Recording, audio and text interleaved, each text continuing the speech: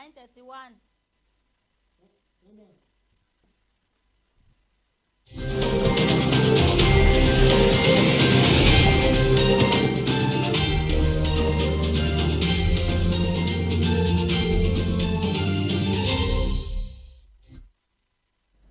Good morning, fervent viewers, and thank you for joining us on today's edition of Prime Flash with me, Dolly Ngonde, on the anchor.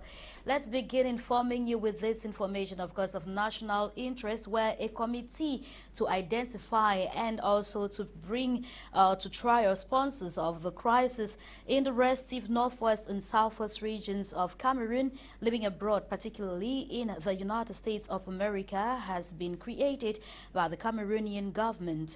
The announcement was made by the minister delegate at the presidency in charge of defense, Joseph Betty Asomo, during the end of year security meeting, which took place recently in Yaoundé. Still, during the meeting, the need to heighten security measures during this end of year festive period was prior. And on a similar note, incarcerated separatist fighter leader of course, Isiku Ayoktabe has been, he has reiterated his readiness to dialogue with the Cameroonian government. The leader, who is currently serving a lifetime sentence at the Kondengi prison in Yaoundé, expressed his wish in an interview published on December 5th by the French daily newspaper Le Jour. And now let's talk crime wave. Unfortunately, one out of a group of 4 bandits has been arrested and is currently in custody at the Fumbo Gendarmerie Post Unit in the West Region, Noon Division precisely. And for close to 3 months, the gang had been under, serious operations terrorizing many, as we hear in this report.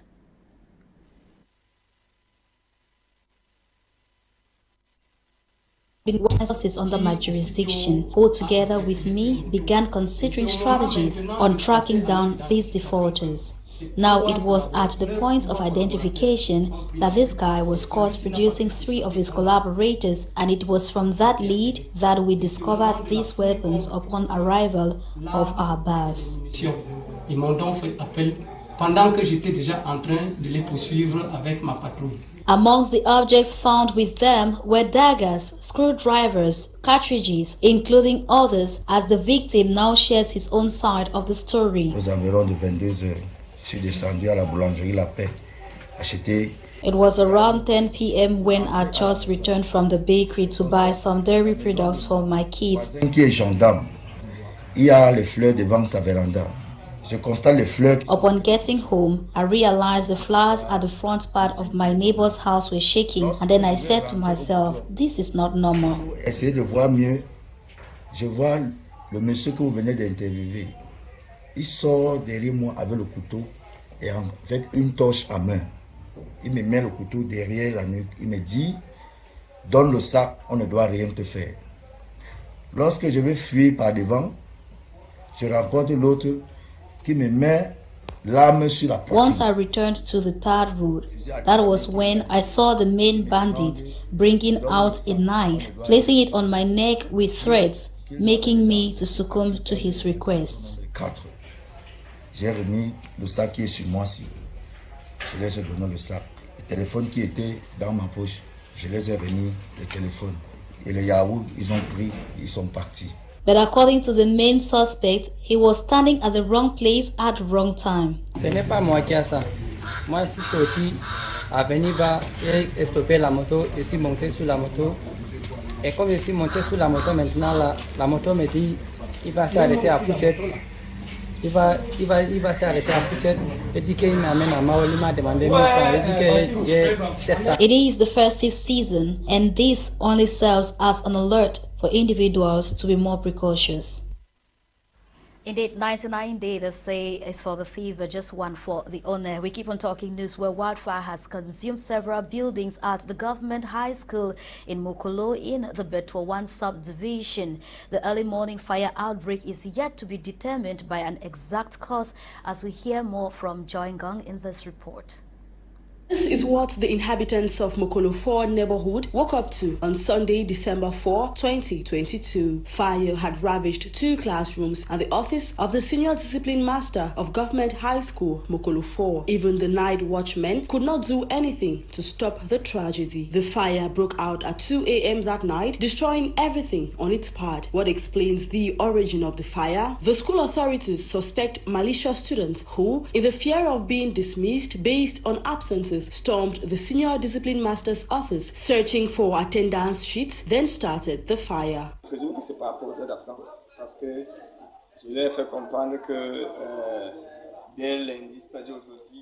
I think it is about the issue of absences. I made them to understand that I will submit the hours of absences of Form 5 and Lower 6. These classes have the highest rate of absences. It is this fear that has pushed them to commit this irresponsible act. Ils sont livrés à cet acte irresponsable. Je crois quand même que c'est une meurtre criminelle parce que ce bâtiment n'est pas connecté au réseau. I believe it is a criminal act because these buildings are not electrically wired. Also, there are no bushfires around here. The campus, as you can see for yourself, is properly clean. These children who committed the act passed through the office of the Senior Discipline Master. They first opened the window and then started the fire from there. Général, parce que la fenêtre a été forcée et c'est à travers cette fenêtre que le feu a été introduit. The school authorities have scheduled a crisis meeting to identify culprits and evaluate damages. At the moment, classes are ongoing normally for the lower 6 students. They have been offered a building for their lessons by the traditional ruler of the area. As days go by, juvenile delinquency in the school milieu is becoming more difficult to manage. Joy Gang on that report. And now a shop owner in Limbe in the southwest region of Cameroon, amongst others, has cheated death following the collapse of an electric pole highly electrified with power on her shop. Now, calling to the attention of My Media Prime Television, the narrator in the following excerpt, which I'm proposing that you listen, is telling us that the cause of the fire is as a result of negligence from the lone electricity supplying company in Cameroon. This one high tension cable we don't fall for New Town from Jumbo Palace, precisely from Motorway, a block road where they go inside quarter. Now that's where front on my store, high tension cable front on my store. Thank God say the woman no be there. Now I don't scatter all his store. Before you see here say they don't keep person for Limbe. The population that's so. Oh this year. Which can country this whole day way so go want and say make people die before then they can change electric pole. Imagine say see high tension pole. This one a high tension. The under don't rot in all. The under there for the pole. Under for the pole don't rot in all. The other move die before the nurse people they don't die. The under there for the pole they don't rot in all. Now in that, the high tension that. I think I'm to my store. Vigilance is the word for this period, and we now take it to the Central regions, precisely in Yaoundé, where shock has gripped inhabitants of Santa Maria, a neighborhood in Yaoundé in the Central region, like Elvis said, after locals found an abandoned baby placed in a carton by the roadside. Fortunately, at the discovery, the baby was immediately taken to the hospital by the police, who arrived at the scene shortly. As of now, reports say the baby is safe and healthy. And on to something else, we talk this sad story where the rescue workers in Marua have deposited the body of an 11-year-old boy in the local mortuary in that part of the country. The incident, which occurred this Wednesday, December 7th, 2022, sources say happened in the Mayo Kalayo River in Marua, far north region of Cameroon, as the victim drowned while taking his bath alongside his friends. Although his remains were removed by the witnesses who saw it happening, the firefighting units could not reverse the incident. And this is Prime Flash coming to you live from My Media Prime Television with me, Dolly Ngonde. We keep on informing you where this information of general interest is coming to us all as the Northwest Festival of Heritage, Arts and Culture has been scheduled for December the 28th and the 29th this year. While disclosing the event in a press briefing, the mayor of the Bamenda 3 Council, Fungu Kletu, says this year's edition will feature an agro-pastoral show come December 14th, as Charles Kibwa tells us more in this report. In a press conference releasing the information December 6, 2022 at the Esplanade, Bamenda 3 Council, the mayor Fungu Kletus highlighted the cultural event, Festival of Heritage, Arts and Culture Fayakul, is a platform for inhabitants of the Bamenda 3 Council come together and achieve peace. Festival of Heritage, Art and Culture have been convened at the behest of the people of Bamenda 3 municipality.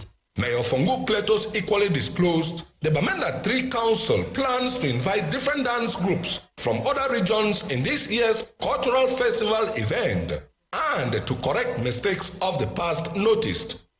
And so on, and this year they believe that we should go ahead with it because it's an activity that brings people together, and bringing people together promotes peace and promotes their culture as well. Those interested to take part in the Fehakul 2022 organized by the Bamenda 3 Council have up to December 9, 2022 to fulfill all formalities at the Bamenda 3 Council, as this year's cultural pre-festival will feature an agro-pastoral show come December 14, 2022.